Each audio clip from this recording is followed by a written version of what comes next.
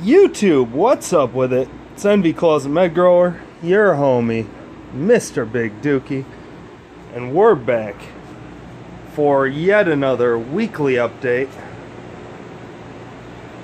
See, we got veg going on, LED tents looking beautiful, flower tents starting to beast out. Big Dookie's a happy man, always holding it down like the boss he is. And let's get into some announcements. I had quite a busy week here in the garden, all sorts of new equipment. Let's get into talking about some things. First, let's talk about this little cool promotional stuff North Genetics sent me. They sent me a little package this week with two different t-shirts. See, they're two different logos. This one's my favorite, their old school one on the t-shirt. This logo is actually pretty dope, but I think this t-shirt came out better. Both very cool though. Pretty excited. I'll definitely be wearing both of them. And they sent me two little mini dab mats. So like 3.5 or 4 inch by 4 inch. Little mini ones. Actually, my little vortex recycler fits perfect on it though. Look at that. So I'll be using them just to cushion my rigs. Work pretty good though. And as we can go into things, we'll talk about, that's pretty dope, but we'll talk about this next. I actually bought this. Soilless Tech didn't send that to me or nothing. I paid I think $215 total for it on Amazon and got it with the remote. This is the new Soilless Tech Matrix and it's pretty cool. You can see, whoa, if we can get a good view of the remote there. You can see right now I got it on 660 watt mode. It has a built-in timer on it. And I usually film my weekly updates at night. You can see it's a little after 11. But yeah, pretty cool. All these buttons are touch screen on there, so you can more or less set it to whatever you want, set your timers and local time to what you need. Then you just point it at the ballast, hit that sync button, and it syncs your code right to your ballast. And if you have multiple of these ballasts, it'll sync the code to all of those ballasts. So pretty dope, pretty excited to use it, and you know, it's definitely one of the better ballasts on the market for home use. And there it is up there, all hooked up and doing its thing. So very cool. Now, last and most certainly not least, I need to do a major shout out to this company right here, Grower's Choice. Grower's Choice hooked me up with their newest bulb here. You see, this is a 630 watt dual-ended ceramic metal halide. So ceramic metal halide is one of the newest technologies. The most common bulb of it is a 315 watt single-ended. And from my understanding, Grower's Choice is the only company on the market right now that has a dual-ended ceramic metal halide. The good thing about these dual-ended ceramic metal halides, running at, you know, they're made to run 630 watts. They run perfectly fine on a 600 watt ballast that's made for dual-ended. So that's why you've seen on my Matrix here, I have it running on 660 watt mode. So it's running the 600 watt with the boost, and it's doing an amazing job. The other thing Grower's Choice sent me was a new prototype hood they've been looking at. This is one of the mirror reflector style hoods with the dual-ended socket in it. So very, very cool stuff. You can see the dual-ended ceramic metal halide in there. And this is their 3K enhanced spectrum. So it has a little bit more red peak than the other one. They do have another bulb that is a 4K spectrum. Their 4K spectrum bulb actually pulls 97.5 CRI. It is the closest to the sun spectrum out of any bulb or any light source that I've seen yet. This enhanced red spectrum one is still running, I believe it was 89 CRI, which is pretty amazing. What the CRI rating is more or less, it's a, in layman's terms, a matchup of the color spectrums of the sun compared to, you know, what the bulb's actual spectrum is. So their other bulb is 97.5% matching the sun spectrum. This one is 89% matching the sun spectrum.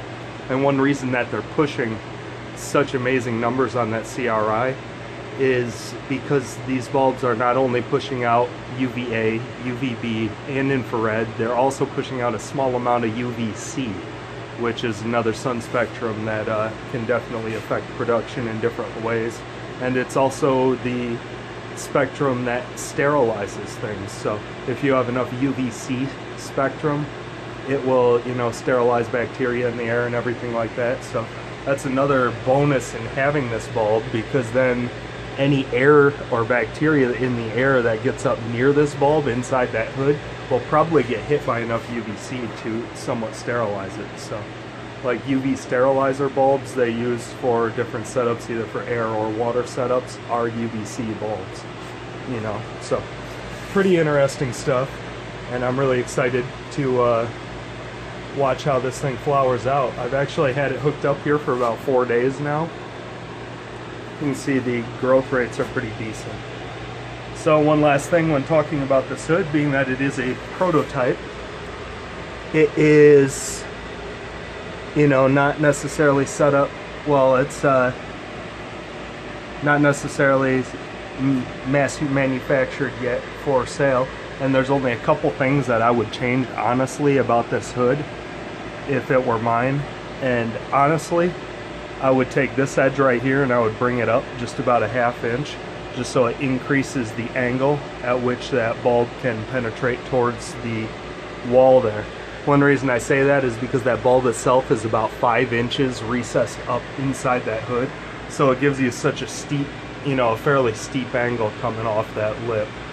And I really think you could spread that spectrum out just a little more and it would be perfectly fine, you know, especially for a little bit of overlapping light spectrum like in an open room environment.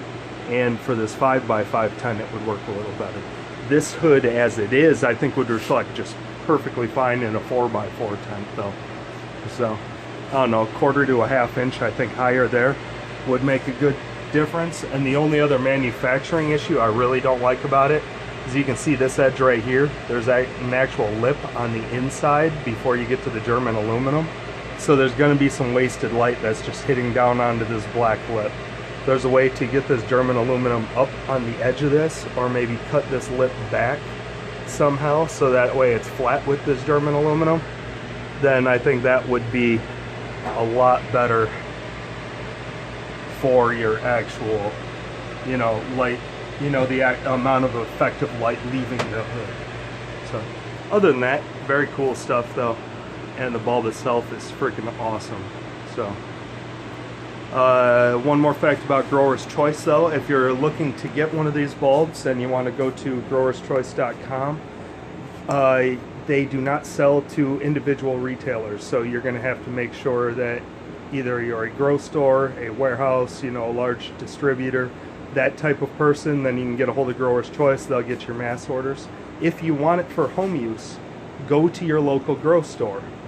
Tell them that about this bulb and about the Grower's Choice website. It's www.growersc.com. I'll try to remember and leave it in the description. But go to your grow store and tell them, and then they can get a hold of Grower's Choice and hopefully start stocking their bulbs. So they do have a full lineup of all the dual-ended bulbs from multiple spectrums of metal halide, HPS 2K spectrum, and the 2 ceramic metal halide dual-endeds, as well as quite a few other products for that. So definitely well worth the time. And I think that was more than enough announcements and cool stuff I had going on. So let's get into these plants finally. Damn. Alright, we got our white balance all set now for 3K spectrum. Should be looking pretty good in here. Should actually be a little clearer than my HPS. The camera I'm using, it can go down to I think 2300 Kelvin, and the HPS bulb I was using was like 2000 to 2100 Kelvin. It was a little bit lower, so everything still appeared a little bit orange tinted. Should be a little clearer now. So let's get into it. This one here on the left in the tomato cage is our Smurfberry. And our Smurfberry is on day 10 of flower right now.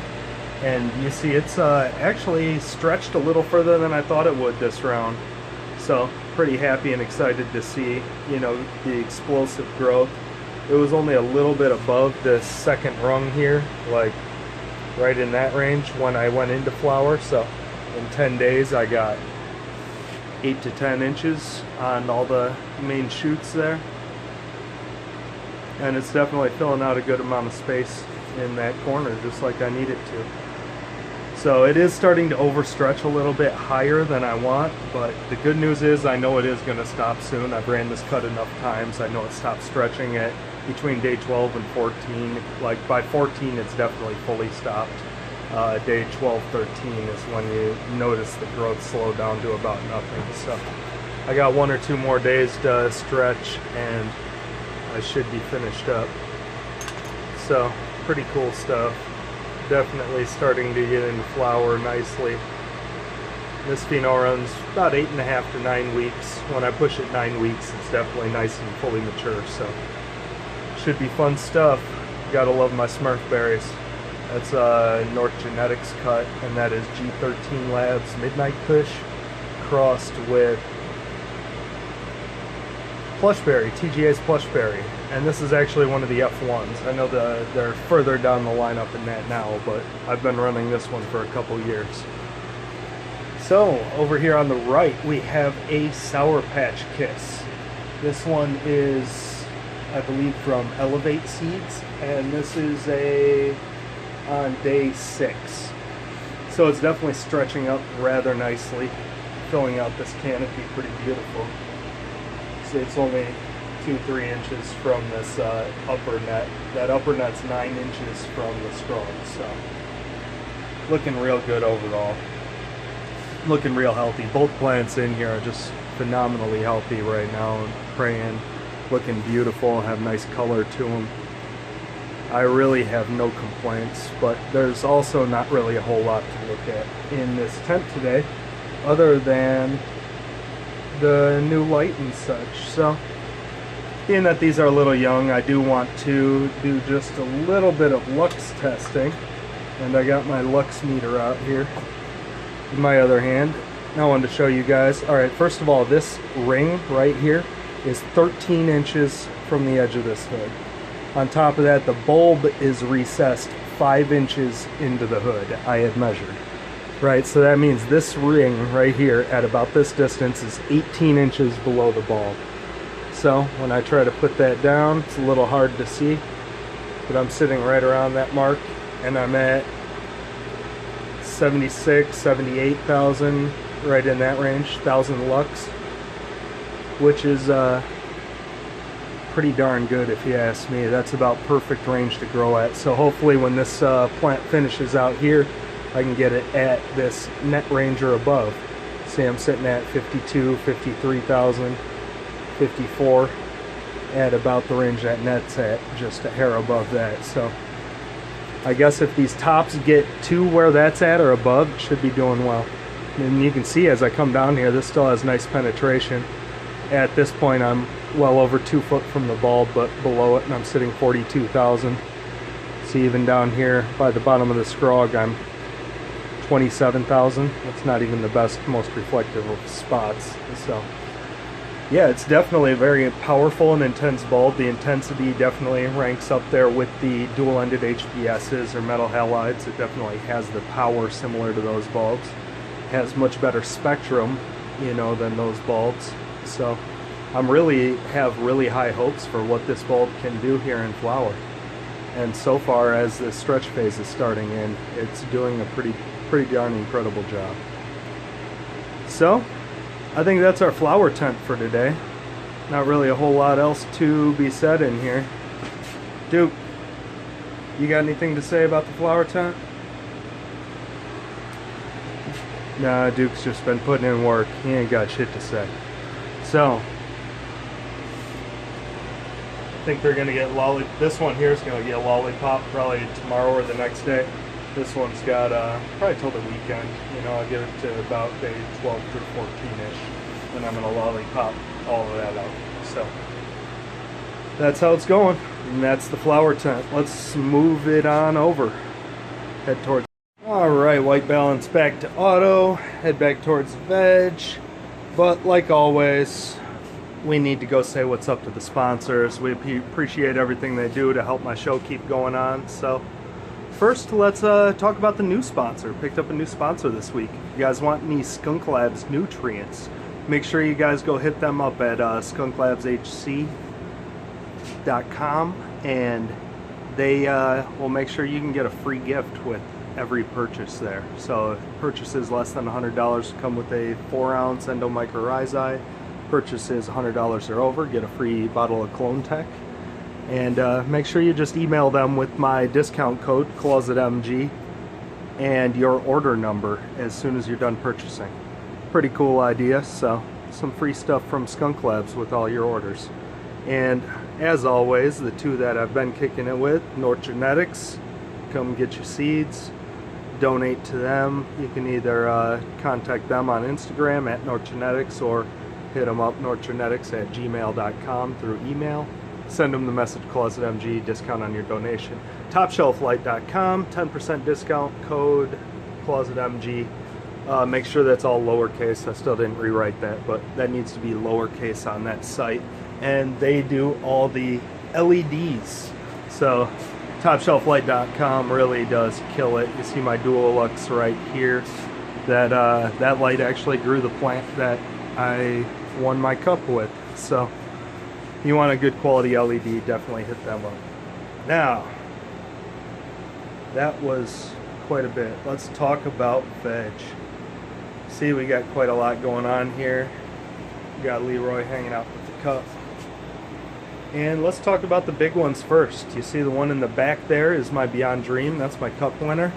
And she's looking good. She's looking really healthy. She's still got a little bit of purple stems to her, but I'm gonna up the CalMag quite a bit on it today, actually. Well, I did yesterday, actually, and I am gonna see if that helps quite a bit, because I was talking to the guys at Skunk Labs, or actually they sent me an email that I still haven't responded to but need to, and I read it, and they were talking about making sure I run my Cali Magic a little strong with their Skunk Labs lineup. If you're running cocoa, make sure you're running it about double. I've been running it close to, like I've been running it around 3 milliliters per gallon in veg, and running about 5 milliliters of each of these in my reservoir out there. And 3 milliliters of that I top feed because my dripper setup. But yeah, so I think I'm gonna up that to about 4 milliliters per gallon in veg, and then in bloom I'm gonna up to about 5 milliliters per gallon, because I've been running about 4 milliliters per gallon in there also. So, and they recommend you can run upwards of double the amount of Cali Magic if you're running in cocoa. And what that has to do with is cocoa core itself somewhat locks up your calcium, whether it's calcium nitrate or calcium carbonate. It will still like kind of absorb it into the cocoa and not release it for your plant to grab. So you need to add a little bit extra in there until your soil gets fully buffered. And then even after it gets fully buffered, you still need a slight amount more, and it takes some weeks to do it. It's a build-up process throughout the cocoa as you're growing it. So it's kind of important to understand that aspect when you're switching between, say, a peat moss based soilless into a cocoa, or a soil into a cocoa. That's definitely one thing that takes a little bit of a learning curve on it. So yeah, let's get into these. Like I said, this one's the Beyond Dream. It's doing quite an amazing job. It's grown up nicely. It's definitely nice and stacked. It has a lot of nodes. I'm going to be pulling some clones from it by next weekend. I want some of the lower nodes down there to stretch up a little more and give me some good stuff to work with. Like this one gets another inch taller, and that'll definitely be a nice clone. Things like that. So next weekend I'll take some cuttings of that. I'll also probably take some more cuttings of this Dreamberry. We'll see how it goes. I'm definitely, I know I've done quite a few runs in a row of these, well, especially this Dreamberry, but I love this stuff. So I don't know, I got some decisions to make on whether I want to just give these clones off to my friends so we can keep the genetics, or if I want to keep another round in my garden. I think if anything, I might do another round of that. This Dreamberry is gorgeous and amazing too. So it's getting tough. I'm getting so many good phenos, guys, and so many good plants in my garden now. It's getting really tough to decide what I want to keep continuing with. So let's break it down to some smaller ones. No, talk about this one. This is our Dreamberry, and Dreamberry is a beast here. She just side branches so amazingly beautiful. See, she's got tops all throughout her. You know, you can see the side branching down throughout here, just shooting off all over the place.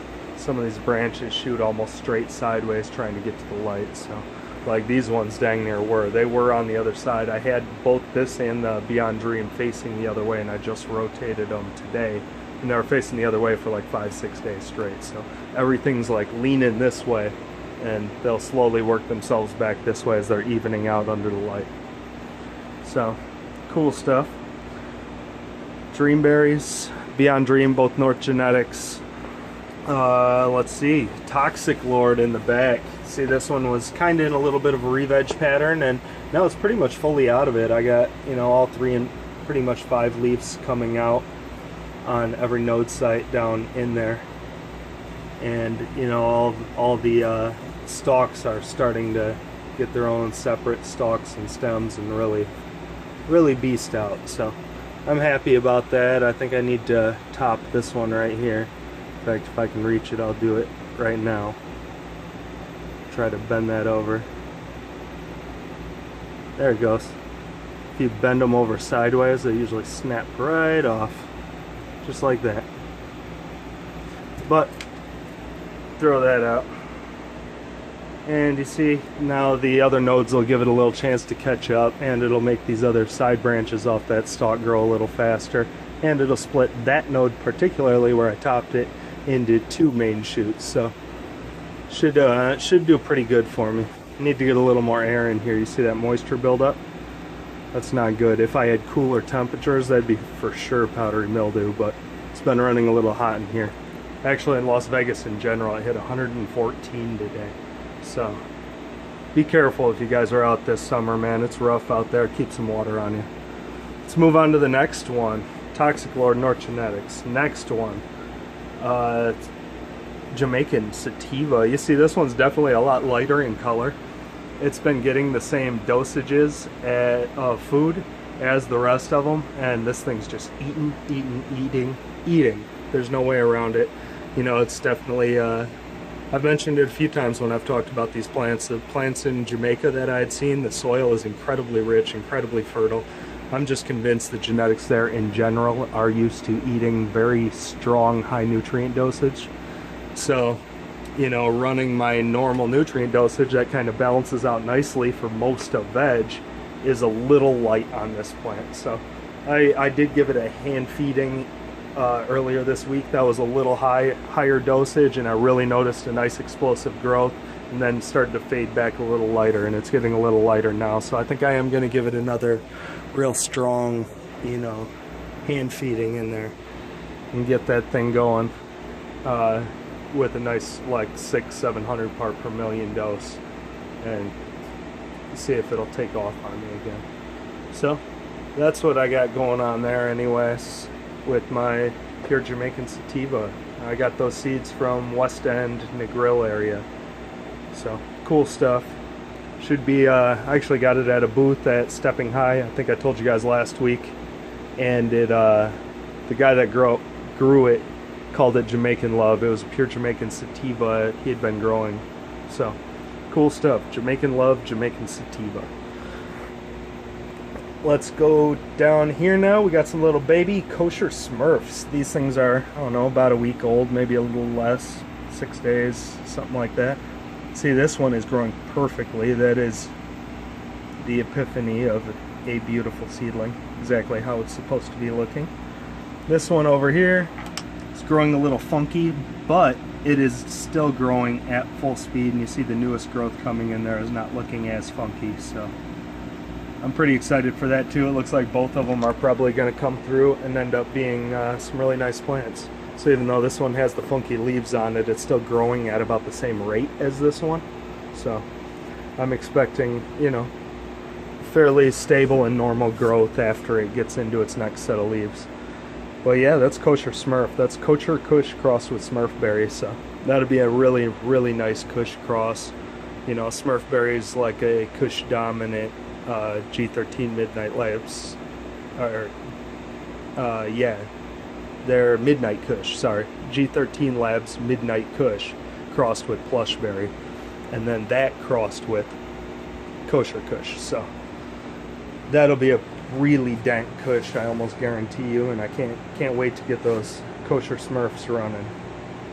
So that's what I got going on in veg. A lot of big, beautiful, healthy plants. Actually, everything's looking really, really happy right now. I guess I just got a faint more CalMag to balance out a little bit. I think that'll fix my red stems a little bit. Skunk Lab guys, I'm sure, agree with me on that one. And then, you know, it might help fix a couple things in here too, at least for next run. And that's where we're heading to next, the LED tent. Let's go see about our TopShelfLight.com's Dual Lux 600. Killing the game, man. Look at this Dreamberry. This Dreamberry is the one fading out here, filling about 3/4 of the tent. Everything from here is Dreamberry. Right there. This is Toxic Lord. So I think you can get a little better view of what's what from like right here. See, Toxic Lord. But yeah, so far so good. You can see it's definitely faded out a little bit. It's also on day 3 of its flush, day 4 of its flush, but it was a little deficient, especially in magnesium and a couple spots of calcium before I went into flush mode here. So it's definitely going to be over flushed by the time I get it to that 2-week mark, just because of those deficiencies. But that's okay. At least I know for next time. You know, definitely in cocoa, like I said, you need to run a little higher CalMag anyways because of the way it absorbs the calcium into it. And then also under LED lighting in general, I've just noticed most plants usually take a hair more calcium and magnesium in their ratios than if you grow them under bulb lighting, you know, such as HPS or metal halide, or in this case I got ceramic metal halide. So we'll see if there's a difference. I'm assuming it's going to be kind of a mixed growth between metal halide and HPS, and outdoors really growing with that. So that'll be a little different concept we can have fun with. But for LED growing, you definitely need to make sure you're hitting them hard with your CalMag as well as cocoa. And this plant particularly was a nice strong eater on both of those too. So, and a little strong on its nitrogen. So. But overall, it came out great. Let's get some close-up on some trikes. Haven't had any good trichomes in the show yet because our other flower tent's a little young right now. This is Dreamberries by North Genetics, and this is the chronic cut. This is the F4 pheno that made the current line of seeds. This is one of the dankest and very special phenos that the North Genetics crew has found. So I'm very excited to have this one and to be almost done flowering it. There we go. I turned off the red lights. Now it's just the cobs illuminating things. Beautiful plant though, huh? Frost coverage is incredible. Smells are coming off. It's like a musky something. Yeah, it's like a musky, berry, tangy smell.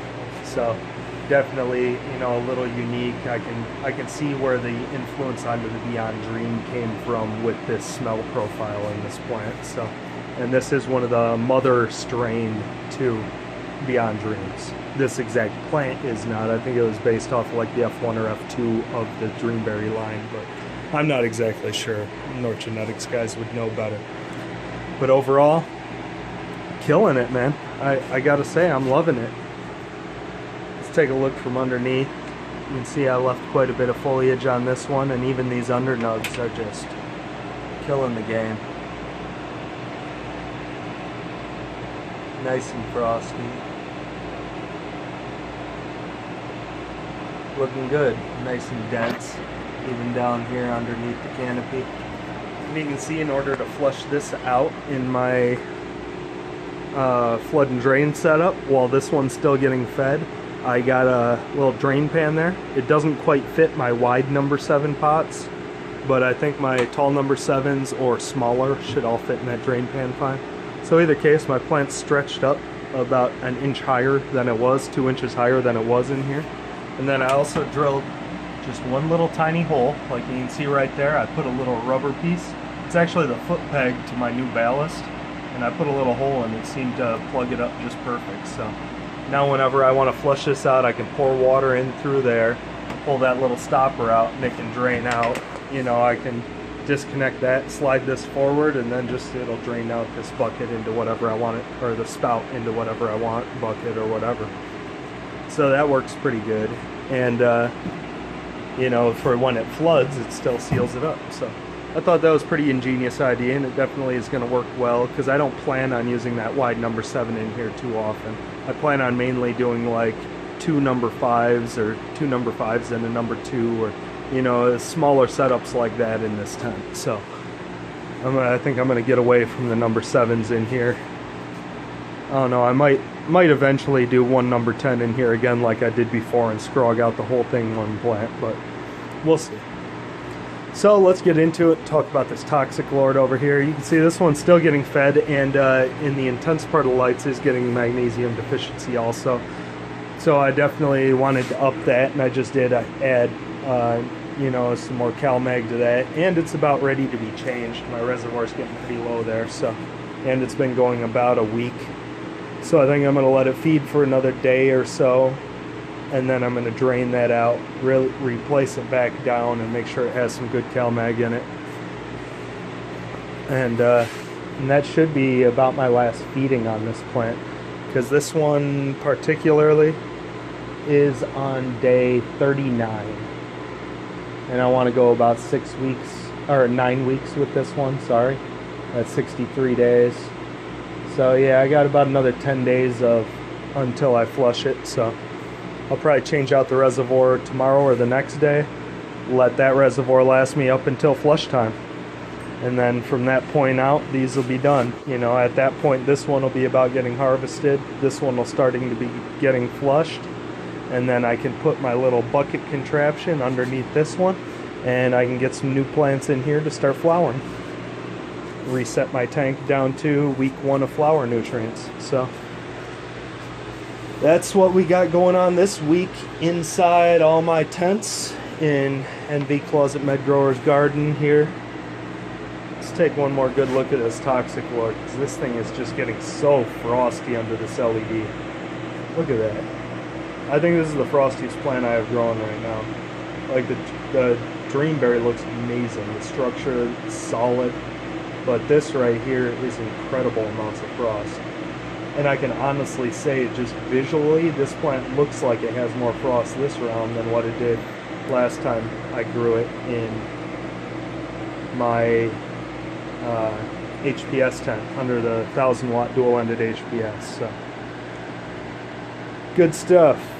I'm excited. I'm really excited about this bulb. I know I've said it a few times, but it's also, being that it's a 660 watts I have running, I'm dimmed down like 400 watts compared to normal and producing a little less heat. So it'll be nicer for the summer. I'm going to, you know, keep the bulb offset back just a little bit. Probably keep running 2 plants like this for the most part, and instead of utilizing my whole tent. And then maybe when winter comes, I'll kick back in 1000 watt or put it on boost mode and blast out the whole 5x5 again. But I think that's what I got going right now. I think it's time to smoke. I really want to get a good melt shot of the same hash I was smoking last week. So let's go get into it. All right, here's some of the 120 micron I have hot pressed. See, I already sliced some off and took a dab earlier. So yeah, last week I accidentally set this stuff on my nail a little hot, and it just didn't give it as nice of a melt shot as I thought it deserved, because this is some amazing quality hash I made. Honestly, I've put it on, I have done a Jermichael of this now, and I was looking at it, and I would say it ranks somewhere right around 5-star. So we're gonna get this nice and thick. And we're going to make sure we take a fat dab this time. Come on. My torch been acting up lately too. There we go. Take like literally half that bitch. Excuse my language there. That should be enough to melt, huh? Alright, I'm gonna use my ceramic nail again. Let me get things all heated up, in place, and ready to go. And I'm gonna block you off. Ugh, look at my reclaim. Alright, y'all, let me get this set up. Alright, see, I got this nail extra hot here. And, you know, this one's for all the subs. There's right around 21,000 of you guys, and it's much love and appreciation to every one of you. Definitely make the show what it is. So give this a few more seconds to cool down. See, that ceramic definitely stays hot for a good 30 seconds. So all right, y'all, much love and cheers.